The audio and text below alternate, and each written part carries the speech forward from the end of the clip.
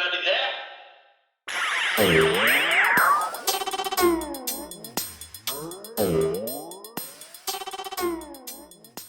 All right. Well, I want to welcome you guys to yet another episode of Dad Hat Chronicles. Obviously, I'm Ed, and with me today, I have a special treat for you guys. I have a guy who is, he's done a lot, guys. I'm not gonna lie to you. Okay, he's done a lot of MCing, Daytona Tortugas, wrestling commentator and announcer, game host. I mean, this guy has done it all. Okay, I'm excited. So I'm going to talk to you guys. His name is the Young Professor. He goes by Professor. So we're going to go and go with that. Sounds good? Ed, thank you. What's up, man? How are you? What's up to everybody at the Dad Hat Chronicles? Oh man, I'm excited. When I was you reached out, because I was obviously making a call to everybody who wanted to be on. We talk, and I was like, oh man, this is gonna be fun. You do a lot, so I want to get to know about you. I'm gonna ask my first question, that the only question I ask, and then we'll go from there. That's wrong. Growing up, how did you become a fan of sports overall?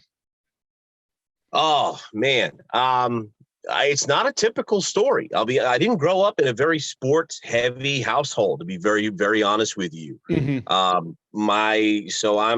I'm 35. I'll be 36, so I'm not that young anymore, even though I go by the Young Professor.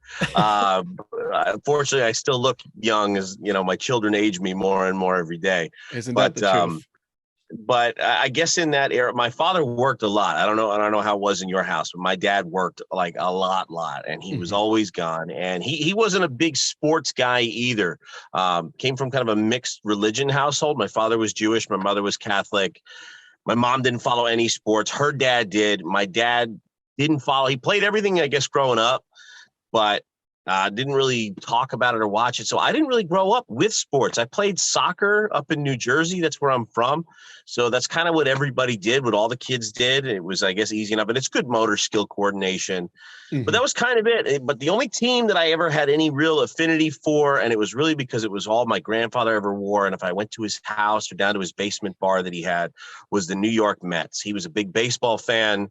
He was a lowly Mets fan. My parents they won the World Series in 1986. That's the year I was born. I was 7 months old at the time, 8 months old. And there's a picture of my father sitting with me on the coffee table with a little Mets hat on during Game 6 of the World Series during that big crazy rally comeback, because it was such an amazing thing. So that's the only team I had any real connection to. So that's kind of how sports started for me. And it wasn't until I kind of started making friends in high school and middle school where I kind of started getting into football. I started getting into at least enough that I could follow it and talk about it and have more of an interest, but not a typical sports guy coming up, believe it or not. Yeah. Same with me. My dad's he's a pastor, right? I'm a preacher's kid. He, like you, worked a lot, right? We did a lot of in the community and things like that. He really wasn't that type of person to really do, follow sports or anything like that. I think when we moved here to the US, it was when we really got into sports, right? He never, said don't do it or anything. He just, that wasn't really his thing, like for now, for me, it's like, that's all I eat, breathe, and all sports all day, every day, So, yeah. So I get it. Right, exactly. So let me ask you, how did you come up with the name, the Young Professor? Tell me how that came about, all of that. So my real name is Matt Grafer, which, I don't have a problem. I like my name. It's served me well. But Matt is, it's, I guess, the first name of the New Testament. And it's therefore, I guess, not that memorable. As soon as you tell people you're Mike or you're Mark, or it's very vanilla. It's ordinary. It's general. I'm Ed, so I get it. Yeah, exactly. And it happened to me last week at church. We started going to a new church about a month ago, and I met a lady, and she's like, we met, and I'm like, we did. I'm terrible with names. I don't know about you, but I'm awful remembering. And I'm an announcer, which is like the worst thing in the world to not be good at. But she's like, Mike, right? And I was like, no, God, like, this is why I don't do Matt. This is why I don't even do that anymore. I just tell people it's like, just Professor. They're like, really? And it's weird for people sometimes. And I'm like, but you remember it. Like, there's not many other guys, But I was actually a college professor at 25. So actually next month, God, I hadn't thought about that. Next month will be 10 years since I started teaching college. I was a 25-year-old college professor. And Wow. when I started in entertainment, I was just Matt for a while. I started as a trivia host, and that was fine. And then I kind of wanted to have something a little bit more marketable, something with a little more marketability behind it. Yep. I was like, what could I be? And I was like, well, I'm a young professor. I'm asking questions, so that seems like a good idea for trivia. And so that's where I came up with it. And then when I started transitioning into sports and doing more, I just kept it because I kind of built a following around it, and it seems to work. People like it for everything. So it's something I guess we'll run with for a little while longer. Go for it, man. Hey, listen, it's working, right? It's and you It's not working. So exactly. And like you said, right? It's catchy, right? Same thing with the same situation. Like, if I was going to create a Twitter handle, like, I don't think Ed would have been the most, marketable thing. So Dad Hat Chronicles. Okay. Yeah. That's more unique than, my very generic, name. right, Edward. right. Yeah, I mean, that's what it's about. I mean, if you're going to start doing anything where you want a nice ring to it, I mean, that's a good place to start. You've got to have a catchy name. You got to get something to bring you to the dance, to get people to open the door for you at least a little bit. And so that's where we landed. And even though I'm not young anymore and not a professor, I'm a high school teacher now, but I was a professor for about 7.5 years. So I did it for the better part of a decade. Yeah.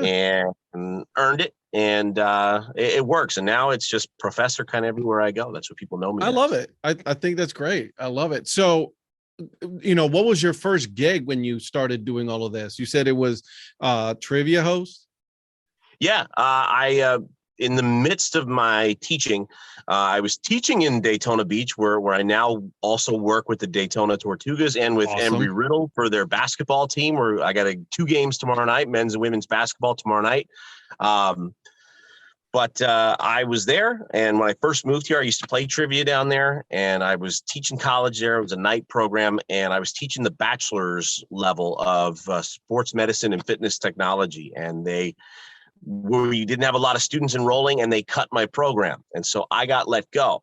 Ouch. And it was rough. I just had a new baby the year before.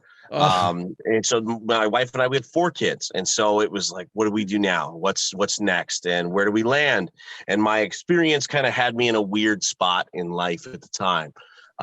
It was very uncomfortable, probably one of the most uncomfortable periods I've ever been in, because I have a master's degree. I had all this specialization in teaching college, but like most colleges want a doctorate. So It's not like I can just go do it everywhere. And because I have a master's, nobody else wanted to talk to me because they thought they'd have to pay me too much money. So it was a tough spot. Limbo. Yeah. But I used to be a spinning instructor, and I used to give a lot of crazy speeches in college. I gave a keynote speech for when I graduated with my master's degree, and people have been telling me for a long time, like, hey, you should do something with that. You should go talk. And I had always wanted to host trivia. We used to go play. And so I picked up a job where I was doing sales, and I also picked up a side job because it was a lot less money than I had been making as a teacher. So I picked up a side job in trivia, and that was the first thing I did in entertainment. And I didn't really have a plan. It was just a way to make extra money. You're right.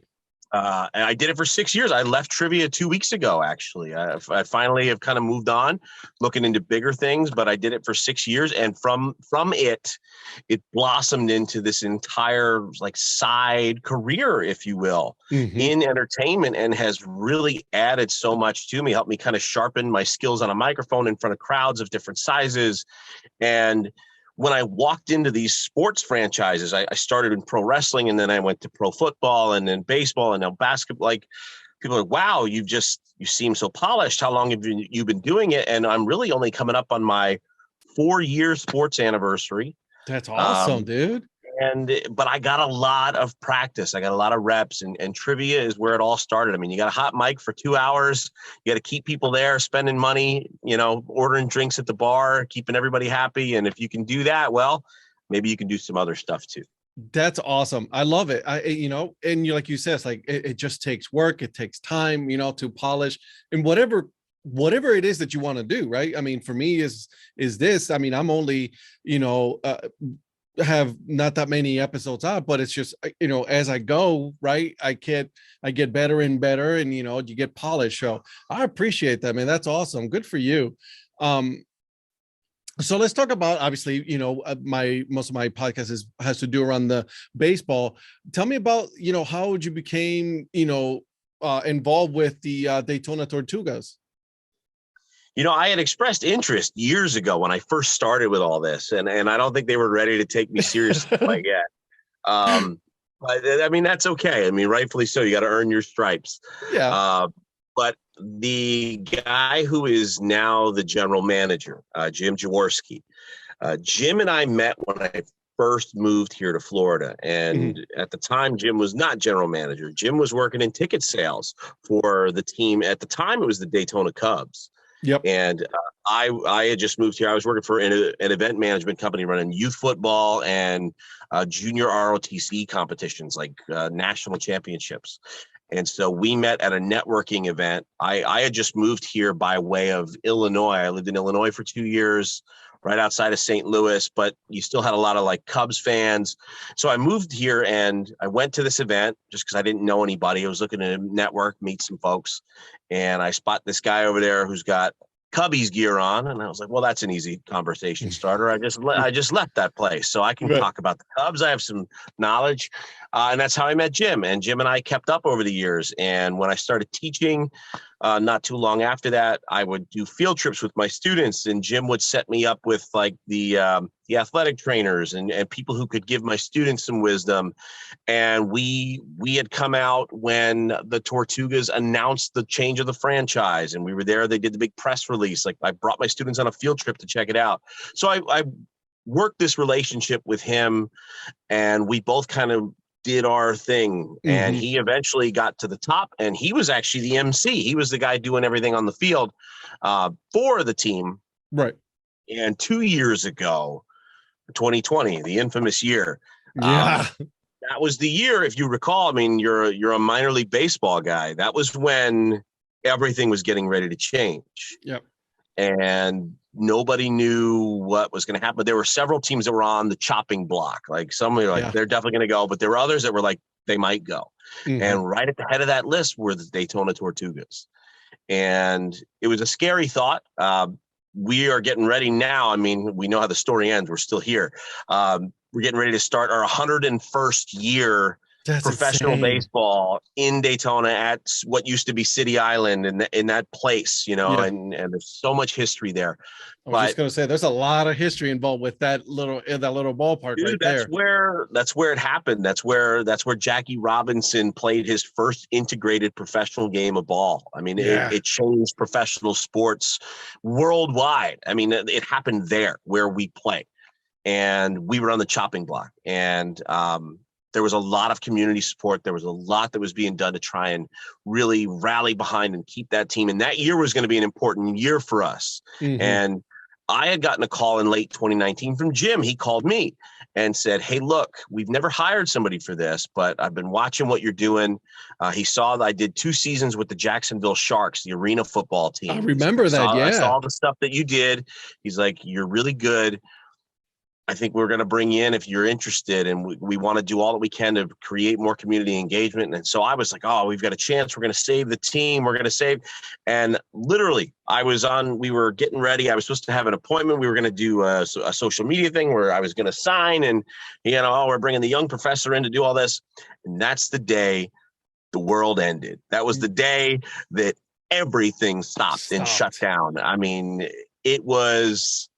Talk about having the rug pulled out from under you. I mean, for me, of course, but for the team, that season meant so much to, like, we felt like we had so much to do to really show our worth and our value and why we belonged in the conversation, why they still needed to maintain some kind of relationship with us. You can't let that kind of history die.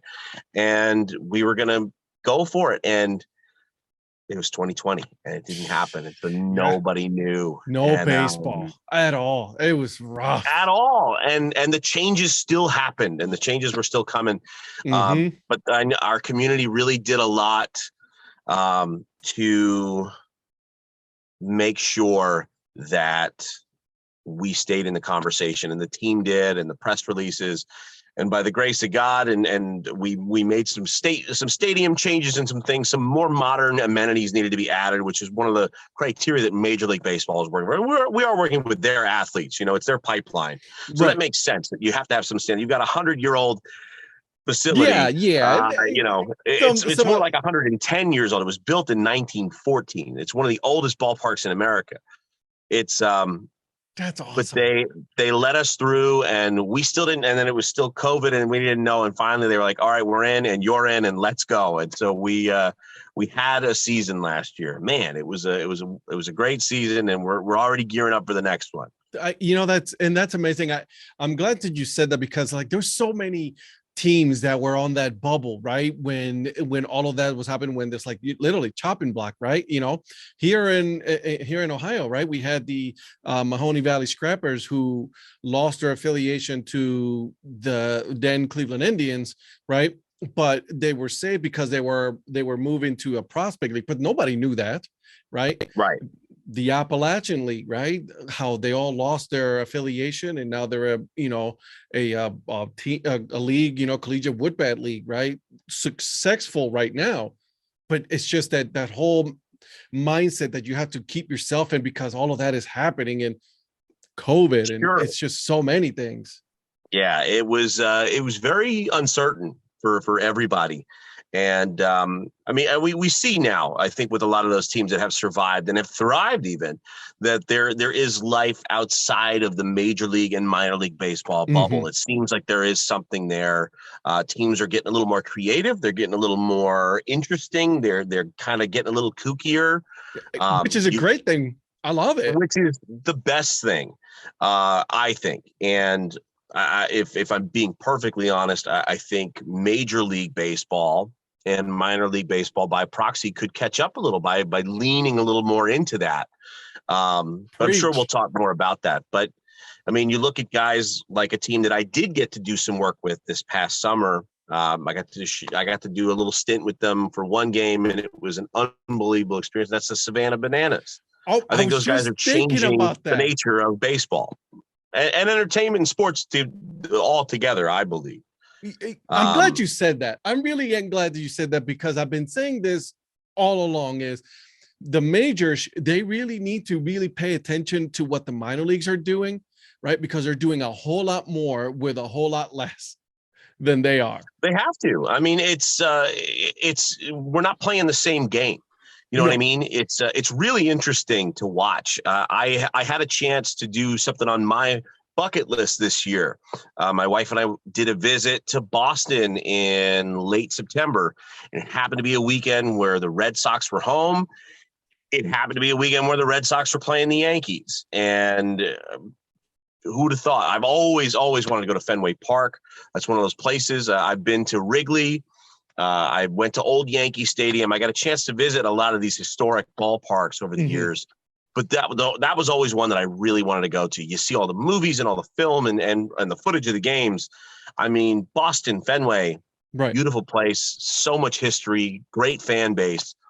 We got there and we went to the game. We had a great time, but I don't think they did anything special. No, at all. I think they are lucky. I will go as far to say they are lucky that they have such a diehard fan base that just is in it for them. Because if they didn't, that wouldn't draw. It wouldn't be doing what it does. Like their history is their draw. And I think they coast on that. And I mean, good for them. But in that same conversation, that was the same time.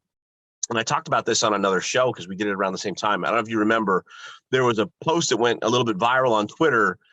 I showed, I think it was PNC Park. It was where the Pirates play out in Pittsburgh. And there were like 800 fans in the whole place for the Pittsburgh Pirates. Like, I know they're A not storied winning franchise, though. championship, but a storied franchise, you know? Mhm. I mean, The my most valuable, baseball hero, Clemente, played there, right? there you go. And, you know, Honus Wagner played there, the most valuable Yeah, baseball card ever produced. He came out of that franchise, and they couldn't draw flies. And that's a major league team, a storied franchise. Why not? And I think that the majors could lean in and do more. I think they're going to have to at some point. They're going to have to realize that entertainment now, you have to engage your fans differently. You know, people are not willing to sit and Yep. just watch a slow game. And baseball, I think, probably as a popularity, it's got to be dying. I mean, you see the decline in attendance everywhere. Mhm. And it's not that it's not a good game. It is, but you look at the attention span of just Americans and people in general in the world now, with the speed at which we get everything and how quick it needs to shift and transition. Baseball's not keeping up with that. And I think they're losing ground. And if they're not careful, they could lose a lot of ground and wind up in a bad situation. Lord knows that this whole, you know, everything up in the air right now in Major League Baseball, Right, with is the also lockout kind of and all muddying the that, waters. yeah. Yeah. It's very dicey. Yeah, you know, and you're right, absolutely right. I think that you know, and baseball is my favorite sport, right? But I'm also a fan of football. I watch basketball. I watch hockey. I mean, I watch all the sports, right? Softball, I'll watch anything, right? Right. But as you see, you know, that conversation has shifted from, you know, baseball being the, you know, America's pastime to now the NFL being America's pastime. Why? Because they are force feeding and everything. They're being more imaginative with all the, you know, with anything that they have to do. And baseball on the, at least on the major league side, it's really not shifting at all. And No. it's mind-boggling, right? Because you're known as America's pastime. You're not a regional sport. Sorry, Manfred, but you're not, right? This is a national sport, and it's losing its popularity quickly. Yeah, and it'll be really interesting to see where it goes. But you look at I mean, there's a reason, I think, why a collegiate baseball team like the Savannah Bananas like conquer ESPN every couple of months. And there's tons of coverage of it because they're doing it different. And then you'll see things at minor league games that go viral that are really kooky and interesting, because that's what engages fans now. I mean, you look at just the kind of entertainment we're consuming. It's hard. I mean, I'm a teacher in a classroom. I was having a conversation today. We went back today for some training before school starts back tomorrow. Like, it's really hard to connect with kids now because, you know, you could see what I have here. Like, I'm a colorful, interesting guy, you know, and I'm engaging and I move and I'm passionate and my voice moves. I'm not Ben Steining everybody up in the front of my classroom every day. I don't have a chance against TikTok, against, you know, these 10-second videos with 28 jump cuts and all these neon filters and like, and that's what kids are used to. And technology is a great thing, but it's really one of those things that's just really killing attention span, really. It is. And it's really altering the way we view what we give our attention to. And it's not just kids, it's adults too. I mean, think about it. I'm sure you sit and watch TV. Do you sit and intently watch TV, or are you sitting there? Oh, I've done it. Absolutely. I'm guilty of it. Absolutely. That's where we are. And baseball's still, you know, stepping outside the box and, you know, tapping your cleats and fixing your gloves and God forbid you share a clip on Twitter, Major League Baseball will automatically tell you to yank that off. Right. Like, it's not, you're not feeding into what even gives people the chance to want to cling more to your product. And I get it. I get the intellectual property argument there.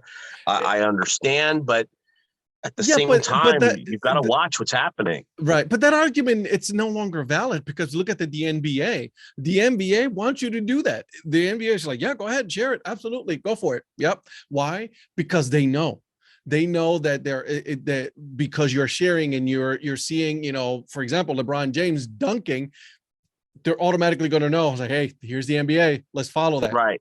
Right. There's the Lakers. There's this. And then you're coming right back around to it anyway. Yep. Exactly. And, yeah. And it's crazy. Yeah, baseball needs to catch up. I really think so, and I Yeah, hope that they do. baseball And needs to that's learn from the minor leagues, and that's the whole point right there. You're right. You're absolutely right. it's a shift of focus that needs to happen. Mhm. Minor leagues are different in their approach. I mean, Yep. our mission is different, our goal is different, our customers are different. Yeah. I mean, you look at the price points for access to a minor league game versus a major league game. There's a major difference. Hmm. It's not easy to take a family out. I've got 4 kids I mentioned. So imagine that cost just to get into any event we ever go to. And we go to our fair share too, not just the ones I'm working at. We go places, we do things. That's kind of our I work hard and I dad hard. That's just the way I kind of talk about it. Yeah. But that cost, like to go to a major league game or go to an NFL game, oh my God, just Forget it. getting in is nuts. And then once you're there, I mean, they've got your money. You're there for baseball. They don't even really need to do anything. You go to a No. minor league game, it's between what, $7 and $10. Food is more expensive than you might get at a store, but a lot cheaper than the majors. So hot dogs are cheap, and they've got dollar dog nights and all you can eat nights, and then you've got entertainment, because their bread and butter is engaging with their community and making their community feel like they're a part of something. And Agreed. that's something I really learned this year, was seeing all of our season ticket holders that were literally there every night. Every single night, these folks come out, they spend their entire summer with us. I spent more time with people that I had just met this summer than I did with my family. Yep. And I'm looking forward to seeing them again in a couple months, because that's what it is. And you create so many good community just links, Hmm. and it's really a wonderful thing. It's really a communal sense that you get from minor league.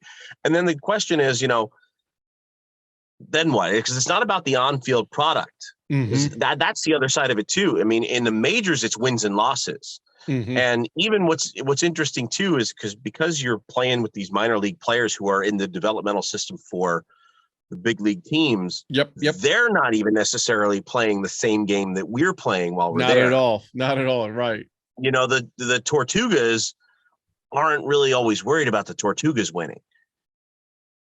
It's, well, Agreed. the Cincinnati Reds need these guys to get some work, and then we don't want to overwork this guy, so let's pull him. And it's, well, the game's on the line, and with bases are loaded, we need our best guy, and we're pulling him out. We're like, yeah, like we don't want to wear out this guy's arm. He's only got so many pitches. We got a pitch count. We get, and I'm not saying that anything specific that we've done, but that's how you have to think.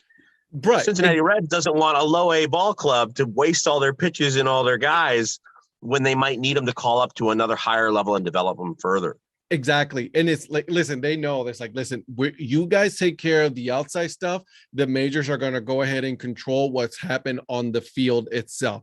And if it means that you're only going to go for a 1 inning, that's what it is. It does not matter whether you win or lose. It matters if you are developing that player. That's it. At the end of the day, that's it. I get it. I'm not against it. I'm just saying that, like now you have to provide a form of entertainment for the Correct. families that are going there. That's where we come in, right? Mhm. Because for us, it's not about that, right? It's not about the runs on the board. It's not about the home runs. It's Yep. not about stolen bases. It's about fan engagement. It's about creating an experience, getting people to want to come back and just spend their nights and spend their time with us and have a good time, have a good experience with baseball, have a good experience with their community. And that's what we're trying to do. And that's what, like, my whole job is. They bring me in to be the master of ceremonies, to be Mhm. I'm the ambassador of fun of what we do. And I tell you what, on nights when we're getting our butts kicked, it's a tough job. It's a lot tougher. That's the hardest you work right there. You come off an inning that goes, where they run through the entire lineup, and you're down, 9-1, and it's only the second inning. Okay, everybody, let's get up for the chicken dance. And you're like, oh no, not this guy. Yeah, exactly. Get me out of here. Oh, like, have you seen the score? I don't care. Yeah. But what are we doing? We're chicken dancing? Really? Like, yeah, that's what we're doing. We're going to make it good too. Come on, you're on the big screen. That's, you're going to dance. oh yeah. I'm standing right next to you. You're doing something. Yeah. So that's what it's about, and that's the big difference between the minor league level and the major league is we're trying to connect with fans a whole lot differently, Mhm. and I don't know if they'll make that kind of switch. I think they should consider it, but Oh, I agree. it I think they should. I remains think to be seen. they really should look at the whole game entertainment aspect of everything, right? Because listen, like you, I'm a parent. Like I have a 3-year-old daughter, and I much rather take her to a minor league game. One, because obviously affordability is key. And if I have to leave, halfway through the game, I don't feel as bad if I was to leave a major league game. But I know that she's going to get entertained by someone like you while I'm paying attention to the game and things like that, right? Because I also Right. like to pay attention to the entertainment. Don't get me wrong, Sure. right? But she's at that age where she wants to be entertained. She likes what's happening, and yeah, that's what major leagues really should take a look at. Obviously, but they depend on what they have on the field. That's their product, and they go from that. Yeah, I don't know. I look at sports so differently now, and maybe Mhm. it's because I started in wrestling, and wrestling is sports entertainment, Right. right? And I know a lot of even in purist wrestling circles, they don't even like to use that terminology because that's a very WWE term. And they're like, no, we like wrestling, especially down here in the South. You got a lot of old school wrestling fans, people in Georgia. Like, it's still real to me, damn it. Like, it's Okay. that's how they go. I mean, I love working in Georgia for that reason. The fans are so They're really into I it, huh? it's and I love that because in Florida they're so spoiled. Oh my God, they're spoiled. Like AEW is here, WWE is here, their performance centers in Orlando, Mhm. AEW is in Jacksonville. They've got the best of everything. We've got a million promotions. And everybody just sits there like, all right, boo, and just keeps. You go to Georgia, and there's a promotion I work for in Georgia, and there's a match going on. And everybody is like this The whole time, huh? the whole time, and yeah, get them, man. It's really, you don't think about that, but that level of engagement is something you don't see a lot of anymore. But that's what's kind of cool about the South. They kind of like that purist style, but for everybody else, like, it's got to be the entertainment. Sports is entertainment. It's I was not just gonna just say it about the is entertainment. competition. I mean, as much as a baseball purist might love to see no hitters and perfect games, I mean, and that's exciting, but that's not exciting until it's like 6 innings in and you realize you're like, hey, wait a minute, we got something here. Right. For those first 3 or 4 innings, it's like, okay, all right, Yeah. he sat down 3 more guys, and Going through the motions. Yeah, here we go, exactly. and the small ball. Like, people don't cheer for that until it's the fever pitch kind of rises. Yep. They want to see the long ball, they want to see the home runs, they want to see the stolen bases, because it's entertainment, because Mhm. there's excitement, there's emotion that gets caught up in that. And I think if more people kind of view all of sport as entertainment, and that should be the goal. It's not just the X's and O's. It's not just that product on the field. It should be just that overwhelming feeling you send people away with that comes from being entertained. Right. That's where more success comes from, because that's what sports are all about. We watch sports as our entertainment. That's what it is. Yeah, to get away from our daily lives or whatever, is going on. You forget about all that Yeah, during those 2-3 hours of entertainment. Absolutely. you hope so anyway. Right, exactly. Let me ask you, because you obviously you do also wrestling, and I'll Right. be honest, I'm not really into, too much wrestling and all that, but I've always been intrigued by it, right? What would be one of the differences that you see between baseball and wrestling? How do you approach those two forms of entertainment? It's an interesting question, and you know what? I'm surprised I haven't really thought more about it, because it's funny, because I've kind of woven the two into one another. There's some Mhm. crossover. Baseball as a sport is a lot more slowly paced. Yep.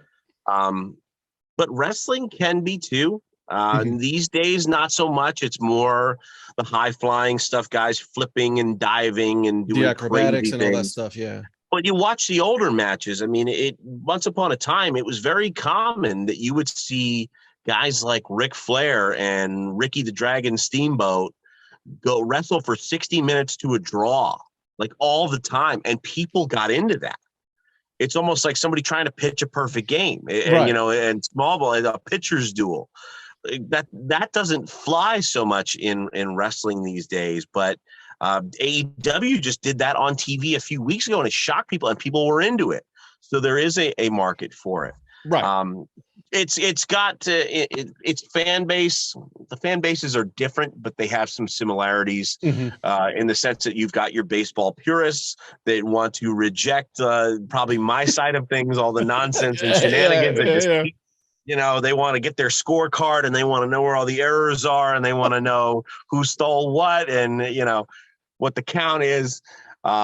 And same thing with wrestling. You've got guys that don't want the flips and the dives. They just want to see those old school bruisers go out and grab an arm and work a hold, brother, for the next 10 minutes of the match. But they're pretty different, and my approach to them is different in terms of what I do. I'm usually a ring announcer. I do commentary as well, so I do some play-by-play in wrestling, which is also different than doing it for baseball. But in baseball, I can be a little more over the top, believe it or not, for my role. I actually have to be less of that in wrestling, because if the announcer gets too crazy, it takes away from the other guys putting on the show. Like, they're putting on that kind of show. Yeah, I was just gonna ask. It's like, you're not the draw in wrestling.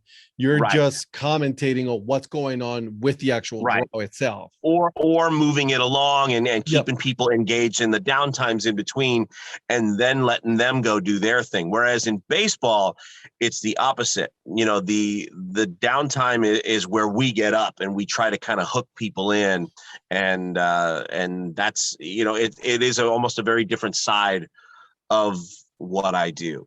I've never Gotcha. really thought about the differences, though, so that was a good question. Oh, I'm very proud of myself on that one. Now look at that. Yeah. So let's talk about your outfit, right? Because that's part of your persona when you're doing this. Because I don't know if you follow him, but Eric the Peanut Guy, he does the Tri-City Dust Devils, and he has his apron, his hat, right, and his bow tie and all that, and that is his persona when he does the MC at the Tri-City Dust Devils. So how did you come about with doing your outfit and all of that? Initially, it was not what it is, and I just started in, just like I said, in wrestling, right? You don't want to be too much. You don't want to take away. And that was always what you hear, is don't take away from the guys like that. It's not supposed to be about you. So it started with in fact, I didn't even start with a proper suit. I'm ashamed to say. I started with just like polo shirts and a jacket, a little more casual. I worked for a much smaller promotion. But about a year in, I got a chance to do a show. Actually, they're having that show again this weekend, which I'm not working because I'm working a basketball game. But I got to work a charity show with Elijah Burke, who's a former WWE guy. He just was NWA champion, and he's on NWA's TV show. And he's a Jacksonville guy. He's like the first guy who ever did anything important that ever gave me a chance outside of the home promotion where I worked for that first year. And so I bought, do I even have it in here? Maybe, I don't know. All my other suits. I have to have a whole section in my garage just for all of my suits. I'm not kidding. This is just like my day-to-day wear. I love the shirts, by the way. I'm a huge fan of them. They're cool. And it's turned into that, like I have to be that all the time. But about a year in, I picked up a cool suit, a cool I think it was the red jacket or the purple jacket. I'm not sure which one I had, but it was paisley. It was colorful. I got shoes that were like alligator skin that were also purple and matched out. And people were like, yo, that is like, that right there. That's the look. And so then I got a couple more and realized like, hey, I think I can affordably start piecing this together, and realize that I got to get the shoes to go with the crazy jackets and the ties. And it eventually just spiraled completely out of control into the madness that you see now. So it's not just, I mean, I guess I'm lucky that it's not just the one outfit You know, I don't Mhm. have to just be the peanut guy in the one outfit. I don't have to be Jesse Cole from the Bananas in just the yellow tux. I was just gonna say, I've yeah, got a because million different suits. So almost the gimmick now is whenever I show up, it's everybody's going, what's he going to wear next? which That's is like the whole, awesome. which is cool because they think they never see anything again. I switch a few things out. I do have a pretty deep rotation, but I work so many different places that I buy it all, I own it all, but I can rotate it in enough different places that the same audience doesn't see it in the same season. Like you'll see it like a lot of stuff I wore for the Tortugas last year, I will wear again this year, but they only saw it once. So it's not like it's lost its value. They're only going to see it once this year. I didn't repeat an outfit the entire year, and I did 50 games with the Tortugas this year. What? So they weren't all suits. There were a lot of suits, but I also have these all these Roosevelt shirts that are also really colorful and wacky. And sometimes I'll use these under a suit jacket because that makes that pop a little bit different. And I can wear the same jacket with different shirts and different pocket squares and stuff. It That's it was an evolution. It was something that and once I started doing it, I started getting a lot more bookings. I started getting a lot more requests, and it got easier to start asking people like, "Hey, do you need somebody?" Like, "Yeah, we've seen your stuff." Now, I mean, it's not that I still don't reach out to people, but more people reach out to me now than ever before. that's And great. my calendar stays really full, and I have to turn people down, and I don't like doing it. But you know, You have to I can only though. be in one or two places on a Saturday, depending on how it works out. So, um, That's so crazy. yeah, it has turned into all this craziness. And luckily, when I do my taxes, this is all considered my uniform, so it's tax deductible. I mean, even better. Even Tools of the better. trade. There you Yeah. go. It's first of all, you can never have enough shirts, or in my case, I can never have enough hats because, like you, like I have to think about, all right, which one I'm going to wear today, which I'm going to showcase. So I'm with you there. I can completely agree, and a lot of our, the minor league community will agree with you on that one. Um, so let me ask you, because you also do your videos on Instagram, and I love with your family. I think Oh, those are so you've been great. watching those. All right. Yeah. Oh yeah, absolutely, man. So and I'm sure, like in your family, my wife is very supportive of what I'm doing. My daughter's involved when I make these videos, that had videos and all that. I really do appreciate the fact that your kids are also in it. That's awesome. Like, do they always want to be in it, or is that something you got to, like, all right, come on, guys, let's make a video kind of situation? It's a little of both. Yeah, My two younger kids are always down, always. let's do it. Let's go. Yeah, like when are we doing the next one? And well, how come he gets to be in this one? I wouldn't get to be in that. I was like, yeah, but you were in the last two, and like, it's always a fight and an argument. Nobody sees all the nonsense, and like they just see the 30-second clip, like, oh, that was cute and fun. I'm like, you have no idea what It went took into that. 15 hours, just so you know. Just to get them to stop arguing long enough to put this together. Um, but they like it. I did one. Did one with my oldest son because he's so different than the other three. The other three all are constantly jockeying for position and wanting to be on top and have the attention. The three of them.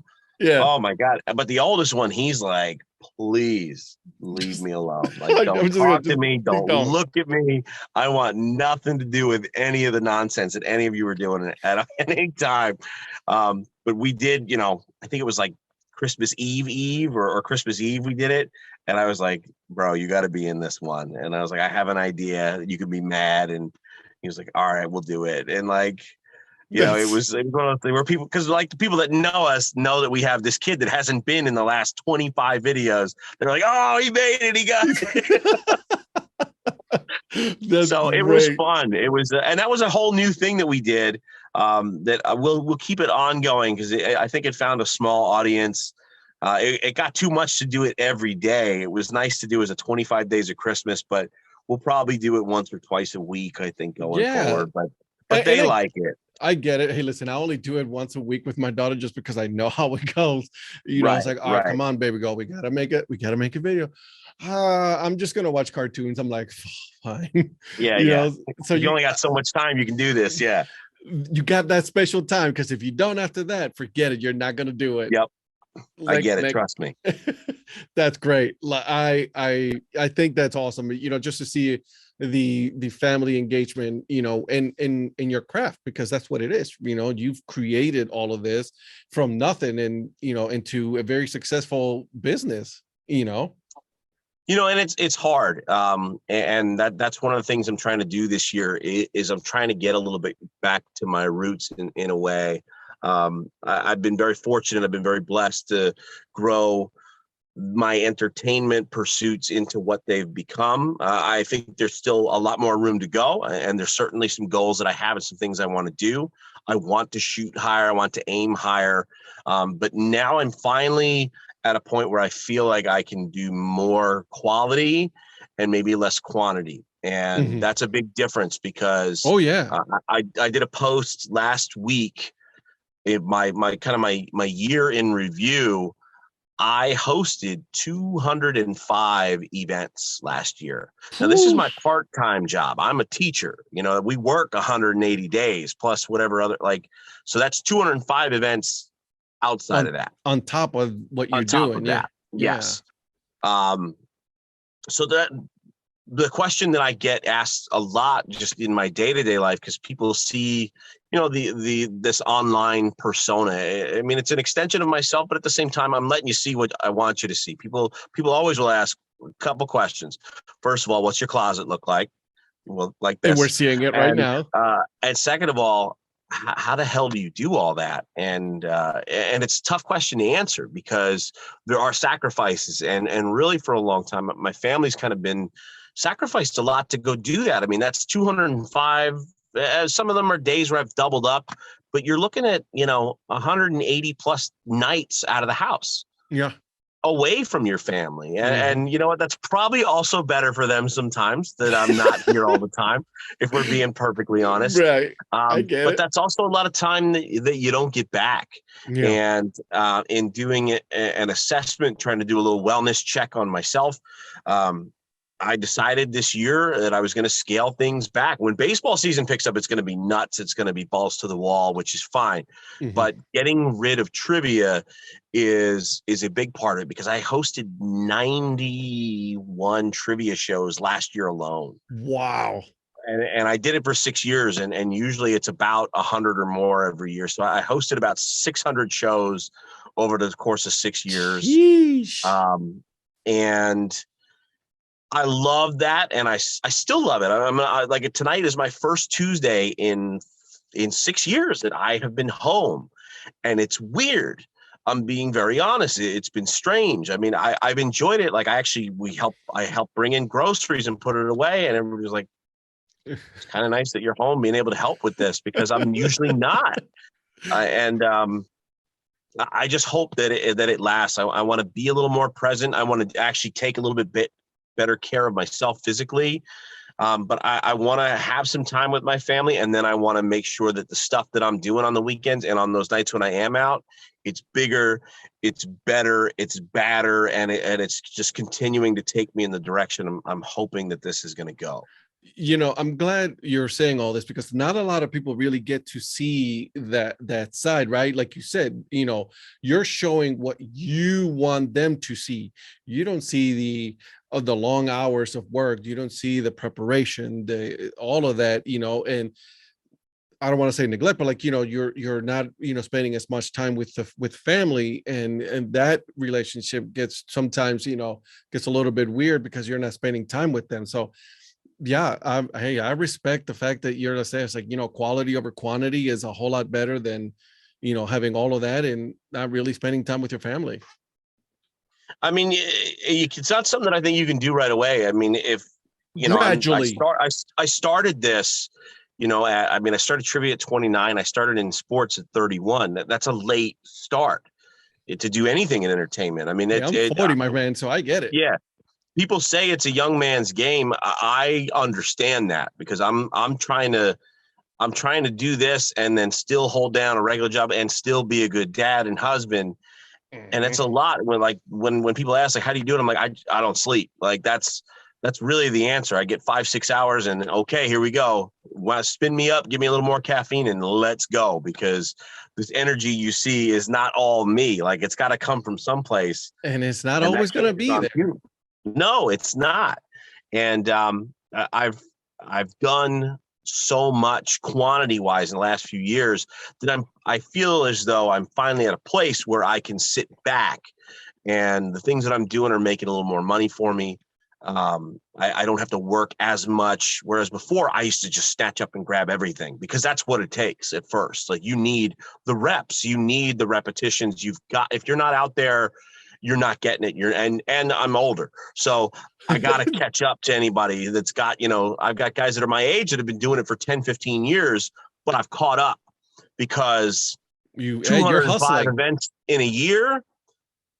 Keep up with that if you can. That's kind of been the gauntlet I've been laying down to everybody, is like, look, and it's weird, and especially with wrestling announcers, it gets very competitive, and everybody, oh, look at this, and how does he get this, and he's only been doing it this long. It's like, man, outwork me, please, outwork me. Grinding. And like if you want to hate me, that's fine, but you can't call me lazy. You can't say I'm not doing it the right way. You can't say I'm going behind anybody's back or I had any favors. It's just been work. You put in the Now work, it's man. like, yeah, it's do the work. And I think a lot of people don't want to these days. I mean, They you look want at how the many people are fame, they hiring. want all of that, but they are not willing to do what is necessary, invest the time and then invest money in it, because it's not cheap. I mean, even by me running a podcast, there's an initial cost that you have to do, and then you still got to maintain that, right? My headphones break, I got to buy new ones, new equipment and all of that, new laptop, and it's not cheap to do all of that in order to maintain the level of entertainment that you want to put out there for people. Well, not to mention your time. Okay, that's time away from other things, and it's usually probably late like this, right? Because I imagine you work during the day. I do. Podcast ain't paying the bills. I got kids. I get it. Like 205 events, even though like I made pretty good money with it last year, that ain't paying the bills. No. So I do a lot of podcasts, and I do because this is work. This is me on the clock right now. This is me continuing to build my brand, to get out there and do more. And that's not just a key or a tip for anybody in my line of work or in the podcasting world. That's for anybody. Like, if you want something, you got to work. You got to grind, and it's hard now. It's really, really difficult. But if you're motivated, that's what it takes. And if you don't want to do that, fine. But, don't hold it against somebody that did do it. Because again, we only show you the easy part, right? You see the finished videos, you see the pictures. You're like, man, that looks cool. You don't see the hours on the road. You don't see the hours sitting there getting your oil changed and your hair cut every 2-3 weeks, and the equipment that breaks. And every time I blow out a pair of shoes and the heels of my shiny, stupid shoes that I got to wear out there because they're not meant for what I do to them. No, like people don't see that, but that's, if you want to get there, you've got to put in that kind of effort and that kind of hustle. You're right. You got to put in the time, for me, yes, we're you and me, it's, 10 o'clock at night almost now. And we're talking because this is the time that we both have time. Right. But they don't know that I still have to go out, later on and edit the audio and, do the intro and put everything together. That takes time, and obviously take out weird stuff. And, I've cut together some audio before, some of my smacking my lips into the microphone and all. Oh my God, get that out of here and clean it up and space it. And a lot of the ums and ahs and all this other stuff. Terrible. Yes. Awesome. All right. So before I move on to my, my famous, not so famous questions here, anything, that you can say that, you guys have planned for, Daytona Tortugas this year? Anything cool you guys got in the works? So I'm actually, we've been trying to set a date for like the last month, but we're sitting down to go over all of our promotions this Friday. So we're going to be kind of putting the wheels in motion on some things. There are some things that we'll probably bring back that we did last year. I haven't talked to them about it, so I don't know for certain, but I'm sure, just based on tradition, that we will have another Bob Ross night, if not an entire Bob Ross weekend, because that's Oh, been such a big thing for us. amazing. We did. I put together Christmas in July this past year, and it was awesome, huge success. So we're gonna. My thought is that we're doing that again, but we're gonna do it bigger and better. I'd like to bring in Halloween in June. As a wrestling guy, we have kicked around a wrestling night, and That's you crazy best good. believe that is on my list to kind of work that out and figure out a way. I don't know if it will. There's a lot of coordinating that needs to go down, and the weather, and but Yeah, we've got some things in the pipeline that I think are going to be fun. And we did so much last year with so little, coming off of off of a non-season year, right, and then coming exactly. back to a crowd that was reduced to 40% of what attendance was pre-COVID. I mean, that's a 60% drop off, but still a success. We with that 40%, we did more than they did before. Like our Tortugas Care Foundation, the charity organization that's a part of our ball club that gives back to sea turtles and to youth baseball in the community. Love it. We raised more money this year than any year ever before, with 40% of the attendees. And I think that is the biggest statistic I can drop, and as a testament to not just what I'm bringing, but what our team did behind the scenes, all of our 50-50, the crew we had out there. We didn't have we could have used probably about 30 more employees out there. What we did with the number of people we had and the things we had to work with after a non-season year was a miracle. It was like the Hanukkah miracle. It was getting 8 nights of oil out of 1 night of oil. And I know this year we've got more resources, we've got more time, we've got more experience behind all of us. So I think 2022 is just going to blow up for the I love Tortugas. it. I think that's great. Hey, keep out the positive out there, man, because that's, we need more positive vibes out there than ever before. So I'm super happy that you guys, are able to provide, for youth baseball. And then, Tortugas. I mean, come on. I mean, that's amazing. I love it. I love it. All right, my friend. Are you ready? I'm ready. All right. I'm going to give you the easy one that I ask everybody. When you go Okay. to the ballpark as a fan, okay, As a fan, what is your snack or drink of choice? got to get a hot dog, got to Good get a man. beer. That's what I'm talking about. And the beer doesn't have to be specific. I try to get something that is local. Okay, I was just going to ask you: is it local or Do as the something? Romans do. That's I'm very big on that anywhere I travel. Like, I'm not going to do what I can do at home. What do we do here that we don't do anywhere else? Okay, let's do that. Gotcha. When you are eating a hot dog, are you a ketchup and mustard kind of guy? No, those are the worst kinds of people. It's a mustard only. How dare you? I'm very. I believe condiments are very context specific. They only go with certain things, and I'm very rigid on this. Ketchup belongs So nowhere near a hot dog. you're not a Chicago dog kind of guy, huh? No, I like Chicago dogs without ketchup, with the onions and with the relish and with even the little pickles on them. They got mustard, no ketchup. That's Reg- very important. Now, regular mustard or spicy mustard, because there's ballpark I mustard out I there. prefer spicy. I Good man. prefer I'll spicy brown, but if in the absence of, that's fine. got it. Love it. I absolutely love it. Okay. If your life had a mascot, what would it be? Oh, if my life had a mascot, it would be a giant microphone. That's what it would have to be. I don't know what an anthropomorphic microphone would look like, but that's what it would be. It would have to be. I like it. I like it. All right. Let's see. Cake or pie? Pie. Good man. My What kind of wife's a pie? baker, and they're both good in Oh, my house. That's why I need to lose so much weight. That's why self-care is happening. But pie is my weakness over cake.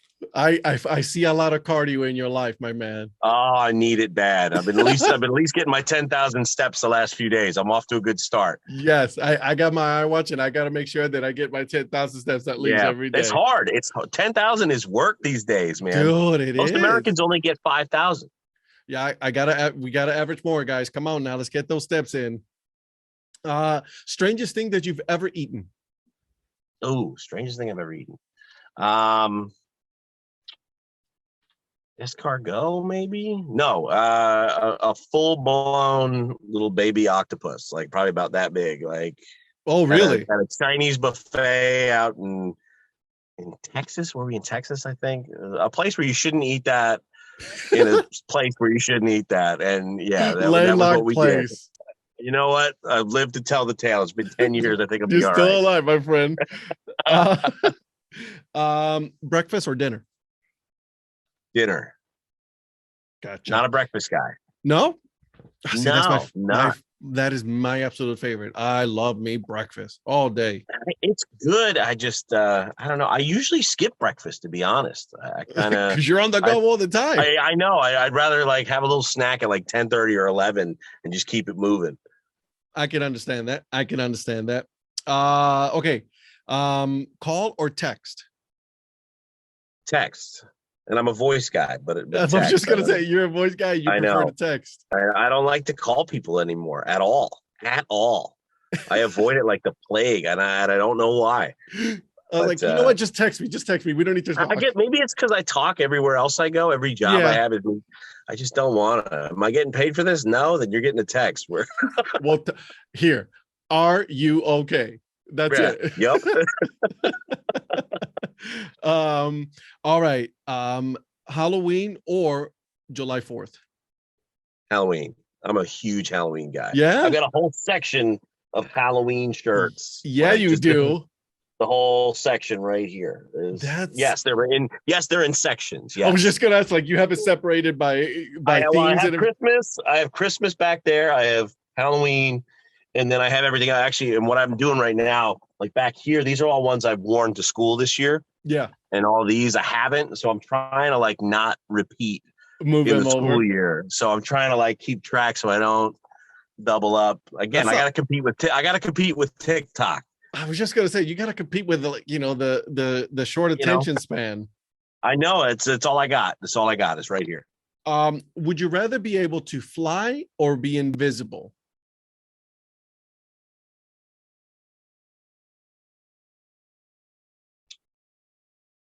Think I'd rather fly. Yeah, It seems convenient. It seems more convenient. popping from place to place. Right. Most of my life, I'm trying to get seen, so I guess invisibility probably It would wouldn't not be a interest me work. much. Yeah, an Maybe someday invisible. I'll crave it. I don't know, but What? let's hope. But now, not so much. No, Okay, so if animals could talk, which animal do you think would be the rudest animal? cats. Cats. I can see Cats that. for sure. Yeah, because they're so dismissive. They're sneaky. They're self-centered. They what are you they doing can here? be a-holes. Yeah, you should show up. Oh, it's you again. Oh, great. Thanks. Did you Yeah, feed me and did you clean, the yeah. litter box? Thanks. And then they just yeah. Okay. So as an entertainer, I hope you enjoy this one. So what was the most inappropriate place that you have farted? Oh, maybe doing sit-ups in gym class. You know, you have one of those where you hit that diaphragm a little bit too hard early in the morning. That's why you Off don't it eat goes. breakfast, man. That's why you don't eat breakfast. So that don't happen. So you'll get that little squeaker out in the morning, just and There it is. everybody tries to pretend like it didn't happen, but it happened.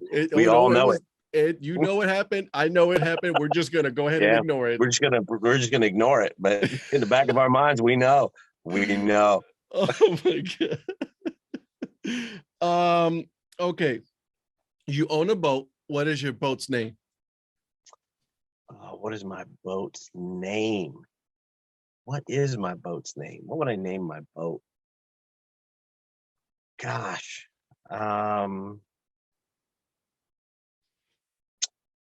I'm a big Dexter fan. I'd name it The Slice of Life, the same as his boat name in the show. I like it. I like it. All right. Last question here. Excuse me. I apologize. Worst job that you have ever had? Oh, easy. I worked at a call center for a day and never went back because it was the drizzling, you know what? It was awful.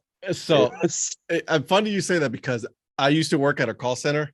Well, with Progressive Insurance, and then I'm no longer in that department, but I still work for them. Absolutely hated it. Yeah, I didn't even get to work with Flo, so I didn't even work at anywhere as big with a big name as that. It was a local. It's the worst. It just had a bad vibe. Yeah, that was why. Like the people that were there, I was like, man, this ain't it. Everybody ain't it. It's like, thank you for calling. What do you want? Yeah, I did one day of training and I was like, no, thanks. You know what? On second thought, I'll call you guys later. That was it. It's not me. It's definitely you kind of situation. Yep. All right. Well, I want to thank you for coming on. This was a lot of fun. Where can people find you on socials? Oh man, I'm all over the place. On Facebook, it's The Young Professor. On Instagram, it's at MG The Young Professor, and on Twitter, it's at Young Professor G. But if you search The Young Professor anywhere, by God, I hope that you'll hit on me. I mean, I think I'm the guy that comes up. Oh no, so, it'll happen because that's the one. Yep, you're there. So again, thank you so much. This was a lot of fun, my friend. Much good luck to you. I hope you achieve everything that you are going for this year, my friend. I'm sorry that I don't share your affinity for dad hats. They don't fit my giant head. And that's why there's so many hats for everybody. I say that. Well, I got fitted. Size 8, brother. Size 8. The big boys. The big boys. That logo is legit right there that you're wearing. I pulled out one of the gems for this. I pulled out one of the good ones. The Florida State League. Yeah, one of the last Florida State League. Yeah, I was just gonna say that's one of the last ones. Yeah. Yeah. So only the best. Good for you. I love it. All right, my man. Thank you. Thank you, brother. Thank you. All right. So seriously, how much fun was that? Young Professor is a good dude. Lots of energy, right? I don't know where else I can find that energy. Seriously, I really don't know. Make sure you guys are following him, all right? All you have to do is wherever you have your social media, put The Young Professor. You will find him there, all right? Before I go, you guys already know, make sure you guys are subscribed to the YouTube channel so that way you guys are always in the know when I'm dropping, a wheel of dad hats, dad hat reviews, anything like that that's on my channel. You never know, right? Some cool stuff are happening in the future. But yeah, hit the subscribe button. And then if you want to do the audio only, I am on Apple Podcasts, Spotify, Facebook. I'm everywhere. All right, guys. Until then, guys, keep on grinding and always support the minor leagues. See ya.